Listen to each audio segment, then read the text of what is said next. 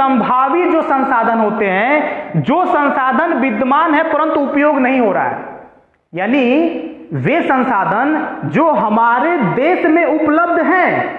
लेकिन उसके बावजूद भी उसका उपयोग हम क्या कर रहे हैं, नहीं कर पा रहे हैं, तो ये है आपका संभावी। हम केवल संभावना कर रहे हैं कि हमारे देश में ये चीजें हैं, हो सकता है, लेकिन हम अभी उस तक पहुंच नहीं पा रहे हैं, तो ये आपका है संभावी संसाधन। दूसरा आपका जो है विकसित संसाधन, यानी जो संसाधन जिनका सर्वेक्षण किया जा चुका है, यानी जिसके बारे में पता लगाया जा चुका है,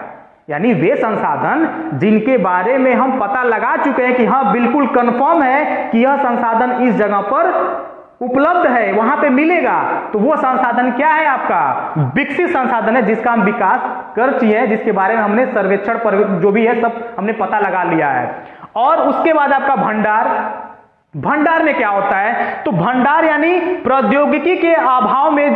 कह सकते हैं कि पहुंच से बाहर, यानी जो फैक्ट्रियां होती हैं, अगर मान लीजिए आपके पास कोई तकनीकी ज्ञान नहीं है, जैसे मान लीजिए अगर पता करना है, मेटल डिटेक्टिव ले लीजिए, तो अगर जमीन के नीचे मेटल है उसका पता लगाना कैसे पता लगाएंगे, मेटल डिटेक्टिव पता करेंगे ना, जो मेटल को डिटेक्ट करता है, पता करता है, तो उसे पता करेंगे। अगर आपके पास मेटल डिटेक्टिव ना हो तो आप कैसे पता करेंगे, तो प्रौद्योगिकी के मतलब कह सकते हैं कि अभाव में, यानी तकनीकी ज्ञान के अभाव में हम जिन संसाधनों का हमें पता नहीं चल पाता है वो क्या होता है आपका भंडार में आता है। उसके बाद लास्ट जो है आपका है संचित,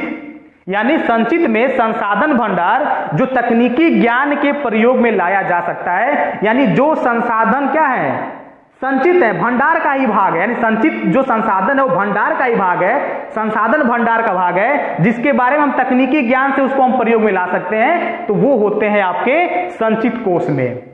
तो ये अभी आपने देखा कि संसाधन क्या होते हैं और संसाधन का वर्गीकरण किन किन आधार पर किया गया है।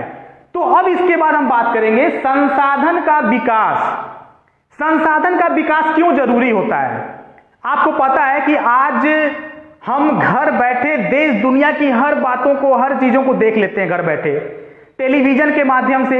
रेडियो के माध्यम से, मोबाइल के माध्यम से, इंटरनेट के माध्यम से हम हर एक जानकारियों को घर बैठे बैठे प्राप्त कर ले रहे हैं। तो संसाधन हमारे काम को आसान कर रहे हैं ना,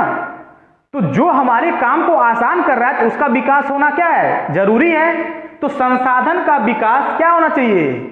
जरूरी होना चाहिए, संसाधन का विकास करना चाहिए। ठीक है, तो संसाधन का विकास यानी संसाधन का हमें विकास करना चाहिए भविष्य में अपने कार्यों को और आसान बनाने के लिए। उसके बाद आपका है संसाधन का नियोजन।